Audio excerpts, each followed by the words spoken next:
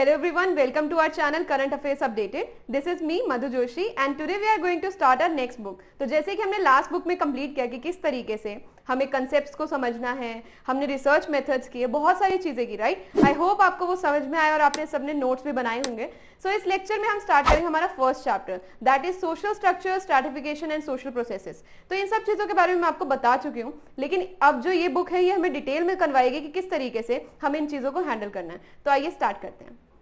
Today we are starting our next book, that is Understanding Society, that is also of class 11th. Okay, so first chapter is Social Structure, Stratification and Social Processes in Society, and this is me Madhu Joshi.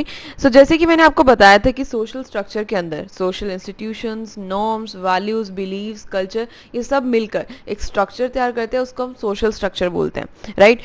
Then you have stratification system. Stratification system मैंने आपको achieved और ascribed factors बताए थे. Achieved मैंने आपको class बताया था, ascribed में caste बताया था, right? जो आपको birth से मिला है वो ascribed होता है और achievement मतलब आपने जो achieve किया है, right? ये सब चीज़ें बताई थी। Then मैंने बताया था कि किस तरीके से सोशल पोजीशंस हैं और स्ट्रैटास में सोसाइटी को डिवाइड किया गया है, एक हायरार्की है, एक ऑर्डर है, एक रैंकिंग है ना, ये सब चीज़ें स्ट्रैटिफिकेशन सिस्टम है। Okay, then we have social processes. Obviously आपके पास जैसे बायोलॉजिकल प्रोसेसेस होते हैं, ठीक है, केमिकल प्रोसेसेस होते हैं, इसी तरीके से सोसाइटी के अंदर सोशल प्रोसेसेस होते हैं और ये तीनों काफ़ी ज़्यादा मतलब एक दूसरे से रिलेट करते हैं, ठीक है। दिस इज वाई कि हमने इसको यहाँ पर पढ़ना है, ठीक है। So first is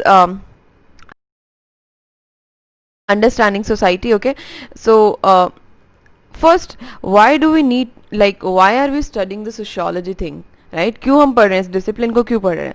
that is to understand the relationship between the individual and society, right? क्योंकि हम इंडिविजुअल और सोसाइटी के बीच का जो रिलेशन है उसको पढ़ना चाहते हैं। सिंपल सा है, ठीक है। तो हमारा सेंट्रल कंसर्न जो है वो यही है कि हम इंडिविजुअल और सोसाइटी के बीच का रिलेशन पढ़ पाएं।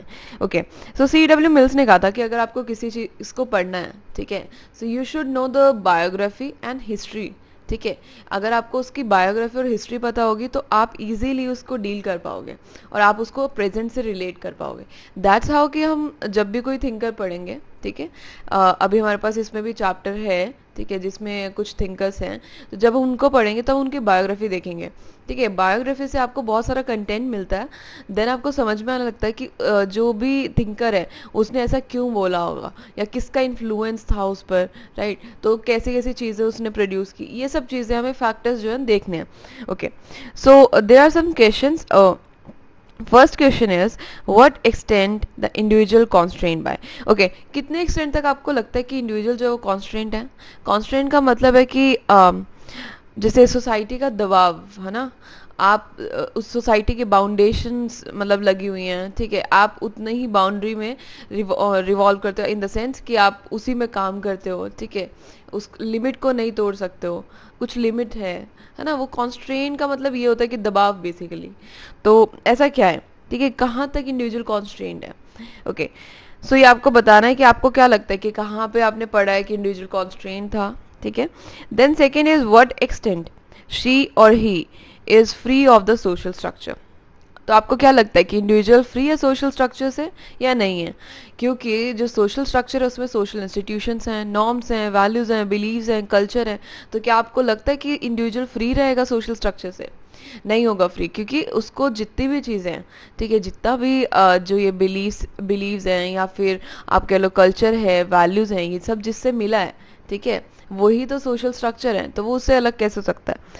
Then we have to what extent does one's position in society in the stratification system govern individual choice?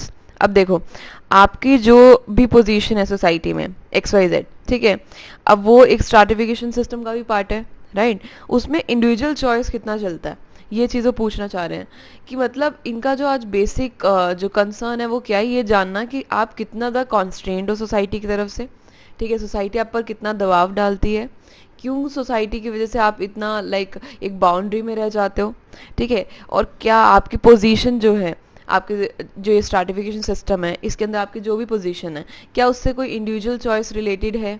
Obviously आपकी इंडिविजुअल चॉइस रिलेट करेगी इस चीज़ से, right? Then you have do social structure and social stratification influence the manner people act.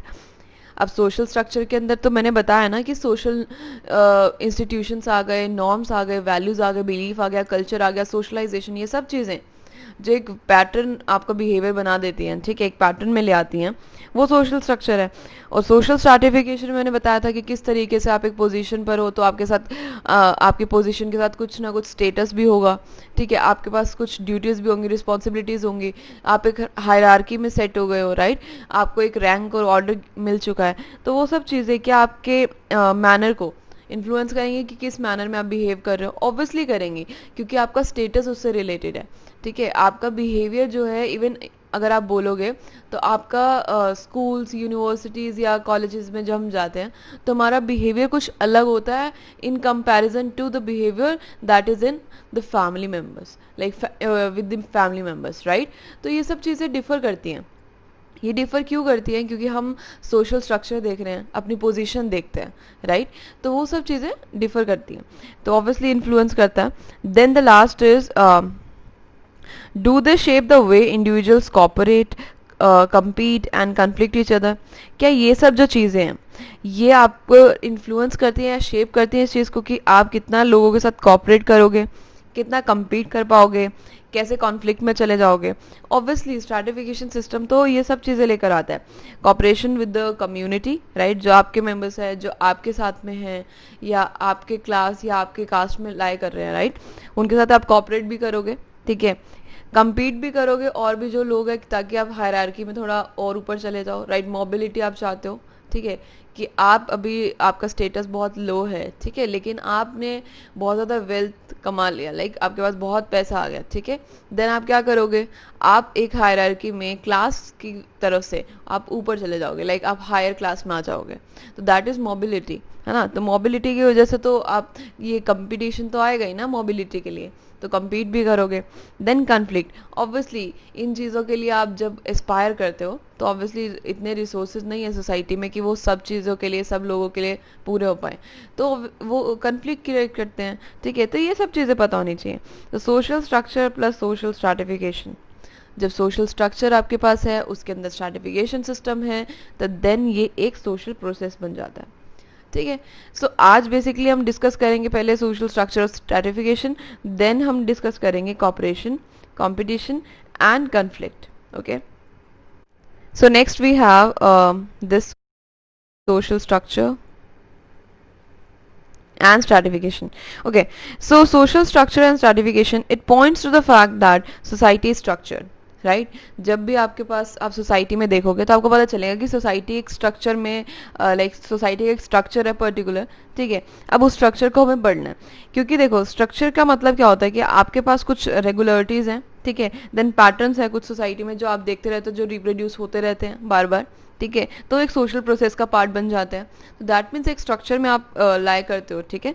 ऐसे ही Giddens ने हमें explain किया है, आप अपनी बुक में देखोगे कि उन्होंने बताया कि जो स्ट्रक्चर ऑफ बिल्डिंग है, ठीक है, जैसे स्ट्रक्चर होता है बिल्डिंग का, a building has walls, floor and a roof which together give it a particular shape और form, right, that particular shape और form is what is the structure, right. जो भी आपने एक चीज़ बना दी वो स्ट्रक्चर है।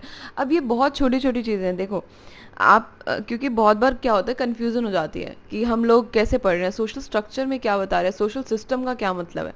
सोशल स्ट्रक्चर का कुछ मतलब नहीं है। देखो जैसे आपका स्कूल है, ठीक है, स्कूल होता है, ठीक है, अगर ये स्कूल है तो इसका एक पर्टिकुलर स्ट्रक्चर है, ठीक है, ठीक है, ये कोई भी अगर बिल्डिंग है तो इसका एक पर्टिकुलर स्ट्रक्चर है, राइट। इस तरीके से स्ट्रक्चर होता है, जैसे आपका स्कूल का एक स्ट्रक्चर है, आपके लाइक चर्चेज का स्ट्रक्चर है, आपके किसी भी इकोनॉमी का मतलब जो पार्ट है, जैसे सोशल इंस्टीट्यूशंस हैं, ठीक है, वो एक स्ट्रक्चर है, राइट। उसमें एक पैटर्न और बिहेवियर आप दिखता है कि आप जैसे भी बिहेव करोगे वो एक पैटर्न वे है ना, रेगुलरिटीज हैं, कुछ नॉर्म्स हैं, कुछ वैल्यूज हैं, तो ये सब सिस्टम जो मिलकर बनाता है वो बनाता है सोशल स्ट्रक्चर, ठीक है। अब सोशल स्ट्रक्चर कोई बहुत ऐसा चीज़ नहीं है जो आपको समझ नहीं आए, ठीक है। सोशल स्ट्रक्चर का मतलब कोई स्ट्रक्चर है, जैसे एक बिल्डिंग का होता है, ठीक है, वैसे ही सोसाइटी का भी एक स्ट्रक्चर है, ठीक है। Then obviously it depends on human actions and relationships. हमें आज पढ़ना क्या है कि किस तरीके से, जैसे जो सोशल स्ट्रक्चर्स हैं उसके अंदर ह्यूमन एक्शंस हैं, ठीक है, कुछ हम रोल प्ले करते हैं, और हमारा क्या रिलेशनशिप है, यही तो हमारे सोशल प्रोसेस डिसाइड करेगा, राइट. देन इन्होंने बताया कि सोशल रिप्रोडक्शन सोशल इंस्टीट्यूशन में होता रहता है, बार बार आप चीज़ों को रिप्रोड्यूस करते रहते हो, ठीक है. ऐसा कैसे हो सकता है कि मतलब आप बार बार चीज़ों को रिपीट कर रहे हो. जैसे उन्होंने बताया कि स्कूल में आप कुछ ऐसा सर्टेन बिहेवियर होता है जो आप हमेशा रिपीट करते हो, ठीक है, वो ओवर द ईयर्स चलता है. अब वो ओवर द ईयर्स क्यों चल रहा है, क्योंकि उसका एक पैटर्न है. अब पैटर्न होने की वजह से आप उसको हमेशा सोशली रिप्रोड्यूस करते रहते हो, बार बार उस चीज़ को रिपीट करते रहते हो, और वो रिपीटिशन जो है, ठीक है, वो सोशल इंस्टीट्यूशन में जब होगा तो that is only called social processes, right. So families का अपना है, स्कूल में भी आपके पास एक अलग बिहेवियर है, ठीक है, मैंने बताया. देन कॉपरेशन और कॉन्फ्लिक्ट, ये दोनों साथ साथ में चलते हैं, है ना. जब कॉपरेशन होगा तो वहां पर कहीं ना कहीं कॉन्फ्लिक्ट भी होगा, ठीक है. ये काफी अच्छे से बुक में मेंशन्ड है कि जैसे कोई भी अगर कॉपरेशन में है, ठीक है, लाइक आप कॉपरेट कर रहे हो किसी के साथ, तो ऑब्वियसली आप कहीं ना किसी के साथ compete भी कर रहे होंगे, और देन आपका किसी ना किसी के साथ कन्फ्लिक्ट भी होगा, ठीक है. सो ये चीजें जो है ये सोशल प्रोसेसेस का पार्ट है और ये साथ साथ में चलती हैं. Okay, so what दरखाइम said, right. दरखाइम ने बोला था कि सोशल कॉन्स्ट्रेंट होता है. सोशल कॉन्स्ट्रेंट मतलब अभी मैंने बताया था आपको कि किस तरीके से सोसाइटी जो है वो आपको लिमिट कर देती है, ठीक है, वो आप पे लाइक चीज़ों को दबाव डालने लगती है, ठीक है, आपको बार बार बोलती है कि आप ये चीज़ फॉलो करोगे, ठीक है. तो वो चीज़ सोशल कंस्ट्रेंट है, राइट. तो दरखाइम ने भी यही बोला था कि सोसाइटी जो है उसका एक सोशल कंस्ट्रेंट होता है, राइट. लेकिन उन्होंने पॉजिटिव व्यू में देखा था कि किस तरीके से सोसाइटी का जो सोशल कॉन्स्ट्रेंट है उसकी वजह से जो इंडिविजुअल्स हैं वो काफ़ी ज़्यादा कॉपरेट कर पाते हैं एक दूसरे से, ठीक है, उनके अंदर जो कॉमनैलिटी है वो इसी वजह से आती है, ठीक है. ये सब चीज़ें उन्होंने बताई थी. Then society has primacy over the individuals. Obviously आप हमेशा ये याद रखना कि दरखाइम ने सोसाइटी को ज़्यादा मतलब प्राइमेसी दी थी, ठीक है. उन्होंने बोला था कि ऐसा नहीं है कि सब इंडिविजुअल्स को जोड़ दिया और सोसाइटी बन गई, नहीं. Society is more than that, right. उन्होंने बोला है कि society is far more than the sum of individual acts, which means Durkheim includes क्या क्या चीज़ें इंक्लूड कर रहा है. आपका सोशल स्ट्रक्चर इंक्लूड कर रहा है, आपके बीच के ह्यूमन रिलेशंस को पढ़ रहा है वो, ठीक है, और आपके इंट्रैक्शंस को डील कर रहा है. तो मतलब बहुत ब्रॉडर लेवल पर दरखाइम ने जब ये बात बोली कि अगर आप इंडिविजुअल्स को मिला दो और बोलते हो कि एक सोसाइटी बन गई, नहीं, वो सोसाइटी नहीं बनती है, उसके अंदर बहुत सारी चीज़ें हैं, आप उनको भी देखो, राइट. सो दरखाइम ने सोशल कॉन्स्ट्रेंट की बात की है, ठीक है. हम जब दरखाइम पढ़ेंगे काफ़ी अच्छे से इसको पढ़ेंगे क्योंकि काफ़ी इंपॉर्टेंट टर्म है ये. Then you have Karl Marx. Karl Marx talks about social structure and he also talks about constraints. लेकिन constraint का मतलब यहाँ पर डिफरेंट हो जाता है. अब इसने दरखाइम ने तो उसको पॉजिटिवली देखा था कि कैसे सोशल कंस्ट्रेंट की वजह से सोसाइटी में जो इंडिविजुअल्स हैं वो काफ़ी ज़्यादा जुड़े रहते हैं, एक दूसरे से कनेक्टेड हैं. लेकिन कार्ल मार्क्स ने देखा कि नहीं, जो सोशल स्ट्रक्चर है कहीं ना कहीं वो कॉन्स्टेंट डाल रहा है, ठीक है, तो इंडिविजुअल चॉइस को ख़त्म कर रहा है, वो एलिनिएशन लेकर आ रहा है, ठीक है. तो सोशल स्ट्रक्चर में कार्ल मार्क्स ने ऑब्वियसली वो कन्फ्लिक्ट पर्सपेक्टिव थे, तो उस पर्सपेक्टिव से, ठीक है, उन्होंने काफ़ी अलग व्यू दिया हमें. Okay, then you have social stratification. What is social stratification? Social stratification refers to the existence of structured inequalities. Structure का मतलब क्या है कि आपने उसको धीरे धीरे स्ट्रक्चर दे दिया. अब ऐसा नहीं है कि इनइक्वालिटीज़ आपको पता ही नहीं है कि कौन कौन सी इनइक्वालिटीज़ हैं. आपको आज पता है कि कौन कौन सी इनइक्वालिटीज़ हैं क्योंकि आपने उसको स्ट्रक्चर कर दिया, आप उसको सोशल स्ट्रक्चर में बहुत अच्छे से ले आए हो, right. So between groups in society obviously and in terms of their access to material और सिम्बॉलिक रिवॉर्ड्स. अब किस तरीके से आपके पास जो है मटीरियल रिसोर्सेज हैं, राइट, या फिर आपके पास कुछ रिवॉर्ड्स हैं. जैसे हमें अगर ये देखा जाए जो नोबेल पीस प्राइज मिलता है, ठीक है, ये सब मिलता है, तो इससे आपका सोशल स्टेटस कितना बढ़ जाता है, राइट.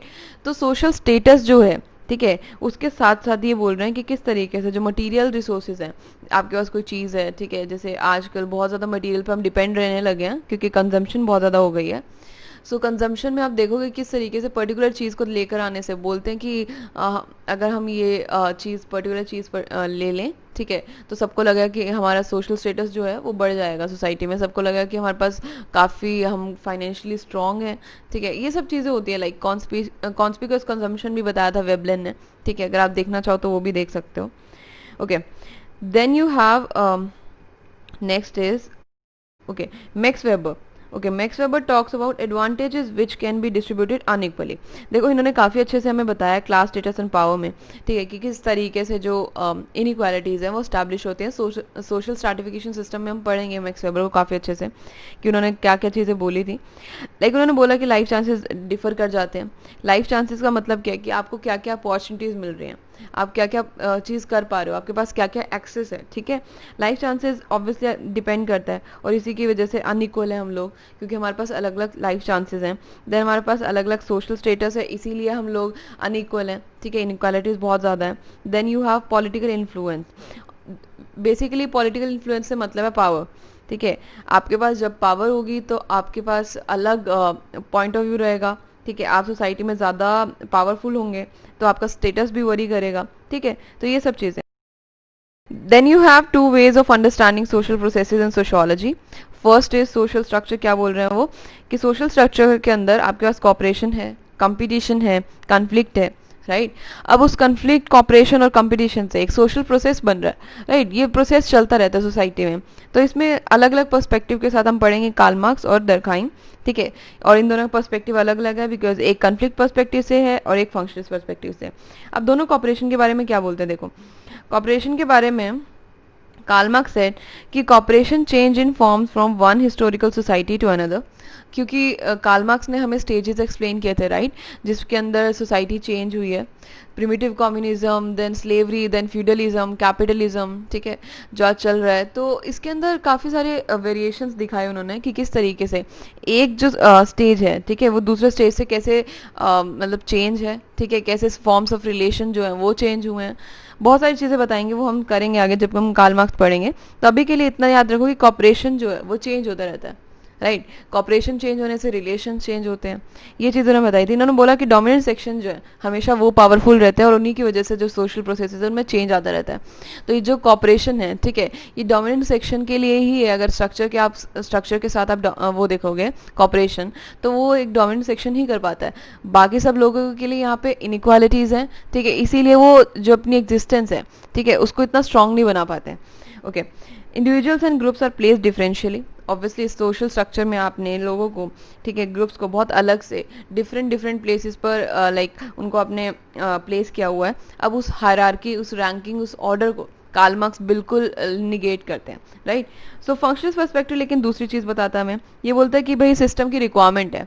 अगर आप कॉपरेशन, कंपटीशन, ये कॉन्फ्लिक्ट देख रहे हो, ठीक है, सो ऑब्वियसली ये कुछ नीड्स हैं सोसाइटी की जिसको पूरा करता है, तभी ये फंक्शनल है, ठीक है। अब वो नीड्स में इन्होंने क्या क्या बताया कि कुछ फंक्शनल इम्पेरेटिव्स होते हैं, रिक्विसाइट्स होते हैं, प्री रिक्विसाइट्स होते हैं। अब ये सब चीजें जब हम फंक्शनल पर्सपेक्टिव अच्छे से करेंगे तब मैं यहाँ पे डिस्कस करूंगी, आप मुझे ये जरूर याद दिलवाना, ठीक है। आप उसके बाद socialisation of new members. Obviously हमेशा मेंबर्स जो हैं उनको सोशलाइज करने का जो है काम, वो किसका है, सोशल स्ट्रक्चर का है, ठीक है। एक शेयर्ड सिस्टम है कम्युनिकेशन का, सोशल स्ट्रक्चर जो है, ठीक है, इसके अंदर क्या है, हम एक सिस्टम बना के चलते हैं, हम कम्युनिकेट करते हैं, ठीक है, इसके अंदर कुछ रोल्स भी हैं, तो ये फंक्शनल है। उनका कहने का मतलब था बेसिकली कि सोशल स्ट्रक्चर जो है फंक्शनल है, उसके अंदर जो कॉपरेशन, कंपटीशन, कॉन्फ्लिक्ट है वो काफी फंक्शनल है, ठीक है। Then you have functional perspective में और क्या बता रहे हैं कि कुछ यूनिवर्सल फैक्टर्स होते हैं, ठीक है। अब उनके लिए ये यूनिवर्सल फैक्टर्स हैं कि कॉपरेशन, कॉन्फ्लिक्ट और कंपटीशन, ये हर सोसाइटी में आपको मिलेगा और ये यूनिवर्सल फैक्टर्स होते हैं जो हमेशा रहेंगे ही, है ना। तो ये आपको हर जगह मिल भी जाएगा। तो ये चीज फंक्शनल पर्सपेक्टिव से उन्होंने बोली थी। देन उन्होंने एक एग्जाम्पल दिया है वुमेन्स राइट टू प्रॉपर्टी। इसके अंदर उन्होंने बताया कि किस तरीके से एक एनफोर्स्ड कॉपरेशन भी हो सकता है, एक वॉलंटरी कॉपरेशन भी हो सकता है। एक तो आपको कि एनफोर्स किया जाए कि भाई आपको कॉपरेट करना ही पड़ेगा, राइट। आप अगर सोशली कॉन्स्ट्रेंट हो सोसाइटी के कारण तो आप उस चीज में आपको फॉलो करना पड़ेगा, तो that is enforced. And voluntary cooperation की आपकी मर्जी है, अगर आपको कॉपरेट करना है तो कीजिए, ठीक है, नहीं तो मत कीजिए।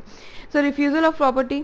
अब कहते हैं कि भाई वुमेन की जब प्रॉपर्टी की बात की गई, ठीक है, तो वुमेन ने बोला कि नहीं, मुझे एक्चुअली नहीं चाहिए प्रॉपर्टी, क्योंकि अगर मैं प्रॉपर्टी ले जाऊंगी तो जो मेरे ब्रदर्स के साथ रिलेशन है मेरा, ठीक है, उसमें कहीं ना कहीं कॉन्फ्लिक्ट आ जाएगा, right.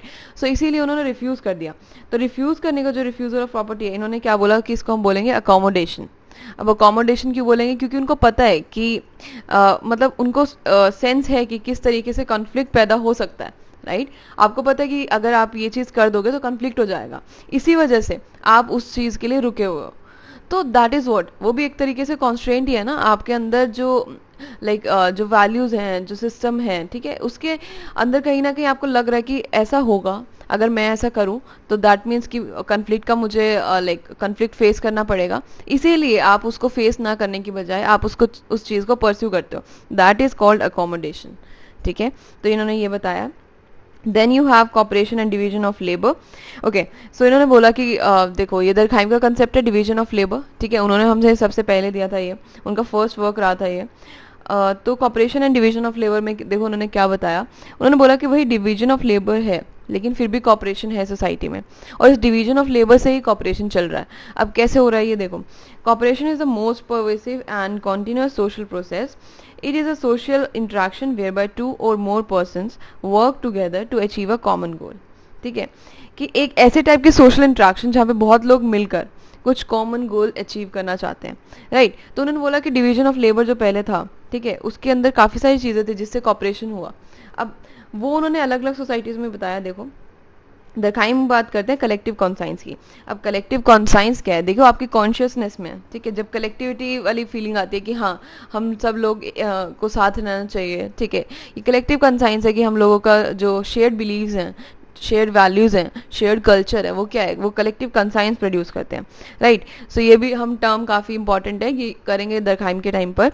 Okay, so the moral face of society, obviously आपको पता है कि दरखाइम हमेशा मोरालिटी की बात करते हैं, ठीक है। तो उन्होंने बोला कि ये सब चीज़ें जो हैं, ये मोरल फेस है सोसाइटी का, इसके अंदर बहुत सारी चीज़ें आती है जिसके अंदर आप कॉपरेट कर पाते हो।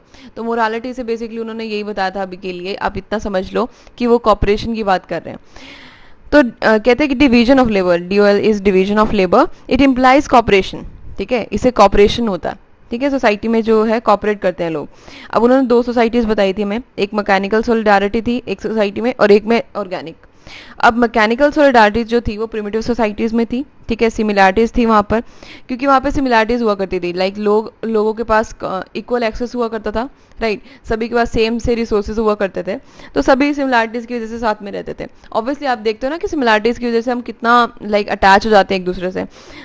And then there is organic solidarity. Organic solidarity में बोलते हैं कि आज का टाइम जो है, जो कॉम्प्लेक्स सोसाइटी है, इसमें बहुत ज़्यादा डिफरेंसेस हैं, ठीक है। अब डिफरेंसेस होने की वजह से हमने स्पेशलाइज डिवीजन ऑफ लेबर कर दिया। अब स्पेशलाइज डिवीजन ऑफ लेबर की वजह से जो डिपेंडेंस है वो बढ़ गया है, ठीक है।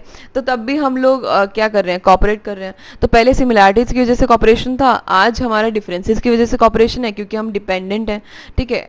आपको कोई चीज़ खरीदनी है तो आप ऑब्वियसली जब आप मार्केट में जाते हो तो बहुत सारी चीज़ें ऐसी जो आपने प्रोड्यूस नहीं की हैं, राइट, वो किसी स्पेशलाइज लेबर ने की हैं, ठीक है। आप भी कुछ प्रोड्यूस कर रहे हो तो वो स्पेशलाइज है, तो ऑब्वियसली आप लोग एक्सचेंज कर रहे हो, वो डिपेंडेंसी वहाँ पर रहेगा, राइट। तो पहले सिमिलैरिटीज की वजह से कॉपरेशन चलता था, लेकिन आज डिफरेंसेस की वजह से चलता है। तो दरखाइम ने यही बताया कि कैसे डिवीजन ऑफ लेबर जो है वो कॉपरेशन बढ़ाता है सोसाइटी में, ठीक है। ये फंक्शनलिस्ट व्यू है। उन्होंने एक अल्ट्रुइज्म और सॉलिडारिटी बताई थी हमें कि किस तरीके से जो सोशल सॉलिडारिटी है सोसाइटी में कैसे बढ़ती है, इन चीज़ों से बढ़ती है। जब आप डिवीजन ऑफ लेबर है और आप लोग कॉपरेट कर रहे हो तो इससे क्या होगा, like solidarity in the sense unity, ठीक है, जो यूनिटी है, जो इंटीग्रेशन है सोसाइटी के अंदर, वो बढ़ जाता है। Then next we have Karl Marx, ठीक है। अब कार्ल मार्क्स ने क्या बोला, देखिए वो बोलते हैं कॉन्शियसनेस की बात करते हैं, जिस तरीके से दरखाइम जो है वो कलेक्टिव कॉन्साइंस की बात करते हैं, ये कॉन्शियसनेस की बात करेंगे, हम इसको काफ़ी अच्छे से करेंगे आगे। देन कार्ल मार्क्स के अकॉर्डिंग जो फर्स्ट एक्टिविटी थी आपकी, ठीक है, वो क्या थी कि आप सर्वाइवल के लिए आपको कुछ प्रोड्यूस करना पड़ा, ठीक है। The first human activity is to survive, and to survive they need to produce, right. अलग अलग इन्वेंशंस, ये सब चीज़ें अगर आप लाइक पुराने टाइम से अगर पढ़ोगे तो आपको दिखेगा। तो सर्वाइवल फर्स्ट एक्टिविटी होने की वजह से वो बोलते हैं कि यही जो प्रोडक्शन एक्टिविटी है, जो आप ये कर पाते हो, ठीक है, प्रोड्यूस कर पाते हो, आप बहुत सारे इन्वेंशन कर रहे हो, डिस्कवरीज, ठीक है, ये सब चीज़ें जो है ये ही ह्यूमन को एक एनिमल से अलग करती हैं, राइट। तो ह्यूमन का जो माइंड है, ठीक है, ह्यूमन के पास एक कॉन्शियसनेस है जिसकी वजह से सब चीज़ें होती हैं, राइट। तो वो सब चीज़ें बता रहे हैं। कॉपरेशन इज़ नॉट वॉलंटरी, और बोलते हैं कि कॉपरेशन कोई वॉलंटरी नहीं होता, ठीक है। आपको एनफोर्स कॉपरेशन दिखेगा हर जगह। जो ये बात करें कॉन्स्ट्रेंट की कर रहे हैं कि आपको कॉपरेशन तो दिखेगा ही नहीं, वो जो है जो भी जितना भी कॉपरेशन है सोसाइटी में, वो सब क्या है, वो कॉन्स्ट्रेंट की वजह से है, ठीक है। क्योंकि ये बताते हैं कि जैसे अपने कल्चर एंड सोशलाइजेशन चैप्टर में पढ़ा था कि ऑब्वियसली आपका कल्चर जो है या सोशलाइजेशन है उसमें बहुत सारी चीज़ें डिपेंड करती हैं। तो ये भी बताता है कि किस तरीके से जो डिवीजन ऑफ लेबर है, ठीक है। इसके अंदर जो सोशल पावर है वो मेंटेन किया जाता है। अब social power in the sense कि जैसे आपने डिवाइड किया वर्क को, ठीक है, आपने डिवीजन कर दिया, और डिवीजन करने की वजह से कुछ लोग जिनके पास रिसोर्सेज आ गए और कुछ लोगों के पास नहीं आए, ठीक है। अब उससे क्या हुआ, जिनके पास आए वो डोमिनेंट सेक्शन हो गए और उनके पास सारी पावर चली गई, और दूसरे लोग बहुत ज़्यादा इनइक्वालिटी फेस करने लगे, ठीक है। तो वो सब चीज़ें इन्होंने बताई कि किस तरीके से, ये आप देख सकते हो कि किस तरीके से कार्ल मार्क्स ने, ठीक है, ये बोला कि कॉपरेशन जो है वो वॉलंटरी नहीं है, ठीक है, ये आप एनफोर्स करते हो, ठीक है। और ये बहुत सारी चीज़ें जो सोसाइटी में ऐसी हैं जिसकी वजह से आपको कॉपरेशन जो है वो सोसाइटी के साथ करना पड़ता है, लोगों के साथ, ठीक है। सो देन इधर से इनका कंसेप्ट आया एलिनेशन का। एलिनेशन इन्होंने 4 टाइप के एलिनेशन बताए हैं, ठीक है, वो हम फर्दर डिस्कस करेंगे। एलिनेशन का मतलब अभी के लिए यही है कि लाइक एलिनेशन में वो ये चीज़ समझते हैं कि किस तरीके से एक सोसाइटी से, ठीक है, आप किस तरीके से अलग हो जाते हो, एलिनेट हो जाते हो, आइसोलेट हो जाते हो, ठीक है, आपका कोई उसके साथ रिलेशन नहीं रहता है। तो इन्होंने 4 टाइप के एलिनेशन बताए थे कि जिससे एक human goes through 4 types of alienation, ठीक है, या लेबर की जो बात कर रहे हैं वो सब हम पढ़ेंगे आगे। Then we have competition as an idea and practice. Okay, so firstly, what is competition? Competition is most pervasive in modern industrial societies. Obviously, आज के टाइम पे सबसे ज़्यादा competition है, हम लोगों के साथ compete करते हैं, and less pervasive in simple small societies. Obviously, simple scale societies में ये ऐसा नहीं था, ज़्यादा competition नहीं हो करता था, क्योंकि सबके पास सेम रिसोर्सेज हुआ करते थे। अब सेम रिसोर्सेज होने की वजह से उनके बीच में कोई भी कंपटीशन नहीं था, राइट। कुछ ऐसा था ही नहीं जिसको वो अलग से अचीव करना चाहते हो, ठीक है। लेकिन आज का टाइम जो है, ठीक है, उसके अंदर बहुत ज़्यादा ज़रूरत है, और हम लोग कैसे कंपटीशन की वजह से ही तो हम आज यहाँ पे फाइट कर रहे हैं, राइट, कि किस तरीके से हमें पढ़ना होगा, किस तरीके से मैम हमारी आंसर्स जो हैं वो अच्छे बन जाएंगे, वो प्रेजेंटेबल होंगे, ठीक है। ये सब चीज़ें आपको बहुत जल्दी है कि आप ये सब जान लो, है ना। तो ये सब चीज़ें क्या है, ये कंपटीशन का पार्ट है, you are a part of competition, right. Okay, so ये इम्पर्सनल होता है, ठीक है, क्योंकि आप किसी के साथ भी compete कर सकते हो, कोई भी आपके साथ कंपटीशन में हो सकता है। अनकॉन्शियस भी होते हो आप बहुत बार, ठीक है, आपको नहीं पता होता कि कौन आपके साथ compete कर रहा है या आपका कंपटीशन किन लोगों के साथ है, ठीक है। यूनिवर्सल प्रोसेस है, हर जगह मिलेगा आपको, ठीक है। लिमिटेड कॉपरेशन है, इसके अंदर कॉपरेशन ज़्यादा नहीं चाहिए, ठीक है। तो कंपटीशन में ये भी बोलते हैं ना कि जैसे आपको पता ही नहीं है कि आपके साथ वाला आपके साथ compete कर रहा है, ठीक है, और दुनिया में ऐसे कितने लोग हैं जो ये एग्जाम देंगे, ठीक है, यूपीएससी का, और आपके साथ compete कर रहे होंगे, लेकिन you are unaware of, right. So this is a thing. Then dominant norm and practice. Okay, obviously इसमें क्या होता है, कंपटीशन में हमेशा क्या चलता है, डोमिनेंट नॉर्म चलता है, डोमिनेंट प्रैक्टिस यूज करते हैं हम लोग। Okay, then we have capitalism. कहते हैं कैपिटलिज्म के साथ साथ आपके पास एक्सपेंशन ऑफ ट्रेड हुआ, डिवीजन ऑफ लेबर हुआ, स्पेशलाइजेशन हुआ, ठीक है, प्रोडक्टिविटी बढ़ गई। अब ये किस लिए किया गया, ताकि आप एफिशिएंसी बढ़ा सको और प्रॉफिट मैक्सिमाइज कर सको, राइट। तो कैपिटलिज्म में इतनी सब चीज़ें होने के कारण आपका कंपटीशन ग्रो कर गया, और वहाँ पर बन गया डोमिनेंट आइडियोलॉजी। डोमिनेंट आइडियोलॉजी से मतलब है कि जो idea of the ruling, right, ruling class, तो जो उनका आइडिया है वही मैटर करता है सोसाइटी में, तो ये वही अच्छे से एग्जिस्ट कर रहा है, दैट इज डोमिनेंट आइडियोलॉजी। तो इसमें जेएस मिल ने कमेंट किया था कि नहीं, जो इफेक्ट्स ऑफ कंपटीशन है वो काफ़ी हार्मफुल हैं, ठीक है।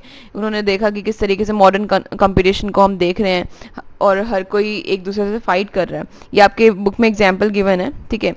Then you have Bottomore. Bottomore बोलता है कि competition not less welcome, like less welcome effects है इसके काफ़ी, क्योंकि कंपटीशन जैसे आया वैसे वैसे कॉन्फ्लिक्ट बढ़ गया, राइट। सोसाइटी में जैसे लोग जो पहले आराम से एग्जिस्ट कर रहे थे, ठीक है, कोई भी दिक्कत नहीं थी, लोग कॉपरेट कर पा रहे थे, आज कंपटीशन में आने की वजह से वो कॉन्फ्लिक्ट लेकर आ गए, ठीक है। बट व्हाट अबाउट स्ट्रैटिफिकेशन, और स्ट्रैटिफिकेशन का क्या हुआ, ऑब्वियसली इनइक्वालिटीज आ गई, जैसे जैसे कंपटीशन आया लोग कुछ अचीव करने लगे और कुछ लोग नहीं कर पा रहे थे, इसकी वजह से क्या हो रहा था, इनइक्वालिटीज प्रोड्यूस हो रही थी। इनइक्वालिटीज प्रोड्यूस होने की वजह से क्या हुआ कि आप एक स्ट्रक्चर में आ गए जिसके अंदर एक हायरार्की सेट हो गई, ठीक है, सोशल स्टेटस सेट हो गया, एक रैंकिंग हो गई आपकी, एक ऑर्डर में प्लेस हो गए, राइट। ये सब चीज़ें उन्होंने बताई हैं।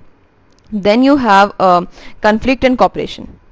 सो conflict and cooperation universal phenomena, ठीक है, यूनिवर्सल है, हर जगह मिलेगा आपको, पर्सनलाइज भी है, ठीक है, और आइडियोलॉजिकल भी है। आइडियोलॉजिकल कन्फ्लिक्ट भी होते हैं, राइट। ऑब्वियसली आप देख सकते हो किस तरीके से रिलीजियस इंटॉलरेंस, ये सब चीज़ें जो आप रिलेट कर सकते हो। आप मुझे एग्जांपल दोगे कन्फ्लिक्ट एंड कॉपरेशन कैसे पर्सनलाइज हैं और आइडियोलॉजिकल हैं, ठीक है। ओके, दो कन्फ्लिक्ट पर्सपेक्टिव से अगर हम देखें तो स्कैर्सिटी ऑफ रिसोर्सेज बहुत ज़्यादा इंपॉर्टेंट फैक्टर है, ठीक है। इसके ऊपर एम.एन. श्रीनिवास ने भी बात की है कन्फ्लिक्ट एंड कॉपरेशन पर। आप मुझे बताओगे कि क्या उन्होंने बोला है। देखिए, आप जब तक कमेंट सेक्शन मुझे कमेंट करके नहीं बताएंगे, मुझे पता नहीं चलेगा कि आपको कितना समझ में आ रहा है और आप किस चीज़ को कितना रिलेट कर पा रहे हो, राइट। सो बेटर है कि आप वहाँ पर लिखो। Okay, then relationship between conflict ठीक है, इनवॉलंटरी कॉपरेशन, ऑल्सो रेजिस्टेंस, इन तीनों के बीच में काफी ज्यादा रिलेशन है। ठीक है, आप देख सकते हो किस तरीके से जो फैमिली है उसके अंदर भी बहुत ज्यादा कन्फ्लिक्ट्स होते हैं। ठीक है, that is family and household. And then you have land based conflict, land basis पे कन्फ्लिक्ट कितने होते हैं, राइट। तो ये सब चीजें जो आप देख सकते हो, लाइक कन्फ्लिक्ट के बारे में मुझे ऐसे कुछ सच बताना नहीं है, राइट। लाइक बहुत ज्यादा एक्सप्लेनेशन की जरूरत नहीं है, लेकिन फिर भी आप कन्फ्लिक्ट पर्सपेक्टिव से जब देखते हो चीजों को तो आप देखोगे कि इस तरीके से सोशल कॉन्स्ट्रेंट को देखा जाता है, राइट। कैसे कन्फ्लिक्ट पर्सपेक्टिव देखता है कि सोसाइटी में कितना कॉपरेट कर रहे हैं लोग, कितना कम्पीट कर रहे हैं, कितना कन्फ्लिक्ट लेकर आ रहे हैं। सो ट्रेडिशनल सोसाइटीज में ऐसा नहीं था। ट्रेडिशनल सोसाइटीज में कॉपरेशन जो था वो डोमिनेंट था। ठीक है, क्योंकि वहाँ पे लोग सिमिलैरिटीज में, लाइक सिमिलैरिटीज थी, तो वहाँ पर लोग ज्यादा कन्फ्लिक्ट में नहीं थे। ठीक है, तो इसलिए कॉपरेशन वहाँ पर वर्क करता था। लेकिन मॉडर्न सोसाइटीज में फेमिनिस्ट पर्सपेक्टिव आप जब देखोगे, अभी अमर्त्य सेन का एग्जाम्पल आपने देखा है बुक में। देखिए अमर्त्य सेन ने क्या बोला। Amartya Sen have noted the possibility of enforce cooperation. Enforce cooperation से उनका क्या मतलब था? देखो, मैंने आपको बार बार बताया कि किस तरीके से जो कॉपरेशन है वो वॉलंटरी नहीं था, जैसे कार्ल मार्क्स ने बात की कि कॉपरेशन वॉलंटरी नहीं था, राइट। अब बहुत बार ऐसा होता है कि जो कॉपरेशन है वो एनफोर्स किया जाता है। आप कॉपरेट करना नहीं चाहते हो लेकिन आपको करना पड़ता है। ठीक है, किसी भी कारण हो सकता है वो, तो इसीलिए उसको बोलते हैं एनफोर्स कॉपरेशन। तो इन्होंने फेमिनिस्ट पर्सपेक्टिव है ये, इन्होंने देखा था इस तरीके से। ओके, सो बहुत तरीके से लोग कॉपरेशन को देख पाते हैं, राइट। अलग अलग पर्सपेक्टिव्स हैं, हमें बहुत तरीके के पर्सपेक्टिव्स पढ़ने हैं। इसी तरीके से अगला पर्सपेक्टिव है सबऑल्टर्न पर्सपेक्टिव। अब सबऑल्टर्न पर्सपेक्टिव क्या देखता है? वो देखता है कि किस तरीके से जो इन्फीरियर ग्रुप्स हैं सोसाइटी के अंदर, inferior in the sense weak groups हैं। अब इसके अंदर सबऑल्टर्न पर्सपेक्टिव पर बहुत लोग हैं, जैसे हार्डीमन है, रंजीत गुहा है। ठीक है, हम ये आगे पढ़ेंगे जब सबऑल्टर्न पर्सपेक्टिव पढ़ेंगे। ठीक है, हम थोड़ा सा इसको डिस्कस करेंगे। तो अभी के लिए सबऑल्टर्न पर्सपेक्टिव वो है जो वीक ग्रुप्स को पढ़ता है, राइट। वीक जो लोग हैं, ठीक है, उनको पढ़ता है। इसमें दलित्स आते हैं, विमेन आती हैं। ठीक है, तो अब इनका क्या कहना है? कहते हैं कि ये जो लोग हैं, ठीक है, इन पर एनफोर्स किया जाता है कॉपरेशन। ठीक है, they have to cooperate, right. The next example which is maternal altruism, patriarchal structure की वजह से। ऑब्वियसली आपको बोला जाता है कि देखो ये आपने एक नोशन बना रखा है कि वुमेन जो है वो डोमेस्टिक स्फेयर में ज्यादा सही है, राइट, वो वहां पर ज्यादा अच्छा कर पाती हैं।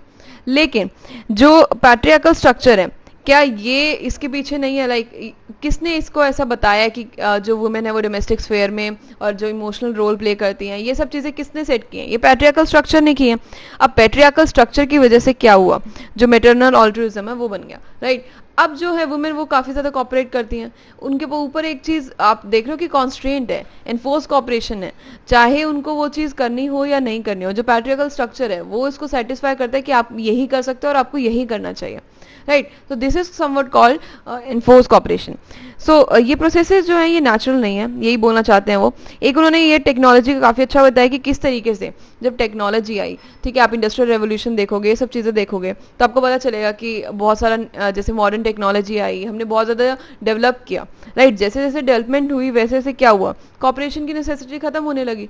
अब लोग कॉपरेट करे चाहे नहीं करे, ठीक है, इसमें कोई फर्क नहीं है, क्योंकि हमारे बीच में कंपटीशन आ गया, कॉन्फ्लिक्ट पर्सपेक्टिव ज्यादा इंपॉर्टेंट हो गया, राइट। सो ये सब चीजें उन्होंने एक्सप्लेन किया। तो यहाँ पर हमारा चैप्टर फिनिश होता है। ठीक है, इस चैप्टर में कुछ भी नहीं था, सोशल स्ट्रक्चर था जो हमने देखा कि किस तरीके से नॉर्म्स, वैल्यूज इन सबको मिलाकर बनता है। देन हमने सोशल स्ट्रैटिफिकेशन थोड़ा सा डिस्कस किया। ये हमने लास्ट जब हमने सोशल स्ट्रैटिफिकेशन थोड़ा सा डिस्कस किया था ग्रुप्स के साथ, तब वहां पर आप देख सकते हो। ठीक है, तो सोशल स्ट्रैटिफिकेशन थोड़ा सा डिस्कस किया और इन दोनों को मिलाकर जो सोशल प्रोसेसेस हो रहे हैं, इनकी वजह से जो कॉपरेशन हो रहा है या कंपटीशन आ रहा है या कॉन्फ्लिक्ट हो रहा है, ठीक है, हमने उसको पढ़ा है। ठीक है, तो ये बहुत ही इजी है। ठीक है, अंडरस्टैंडिंग सोसाइटी जो बुक है, इसके अंदर आपको चैप्टर्स ऐसे ही मिलेंगे जो आगे हमें ज्यादा डिस्कस करने की जरूरत नहीं है, just you have to read once. ठीक है, आपको एक बार रीडिंग करनी होगी, आपको समझ में आ जाएगा, राइट। सो इसके बाद हमारे पास मैं आपको बता रही थी कि कुछ टर्म्स हैं, these are written in your NCERT book. ठीक है, ये टर्म्स आपके एनसीईआरटी बुक में लिखी हुई हैं। अब आपको जब ये समझ में आने लगेंगी ना, जब आप ये चीजें पढ़ने लगोगे, तब आपका चैप्टर बहुत स्ट्रोंग होने लगेगा।